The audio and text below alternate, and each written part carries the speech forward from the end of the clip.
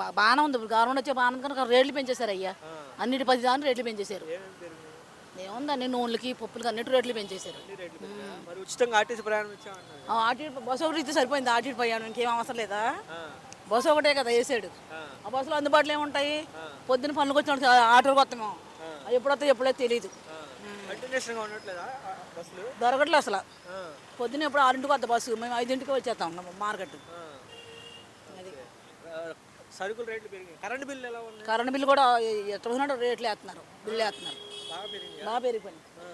వాళ్ళు గవర్నమెంట్ ఇచ్చిన మనమే వేస్తారు అయ్యా. గవర్నమెంట్లు వాళ్ళు చేసేది ఏముంది? ఇప్పుడు అన్ని కరెంటు రేట్లు యూనిట్కి ఎంత?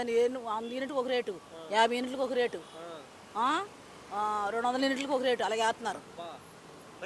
మరి గవర్నమెంట్కి వచ్చే ముందు అసలు జగన్మోహన్ రెడ్డి గారు కరెంట్ బిల్లు పెంచుతున్నాడు, నేను పెంచనని చెప్పారు కదా చంద్రబాబు నాయుడు. ఆయన పెంచేశారు, అన్నింటికి కరెంట్లు పెంచారు, అన్నింటి రేట్లు పెంచారు, కరెంట్ బిల్లు పెంచారు, అన్నీ పెంచారు.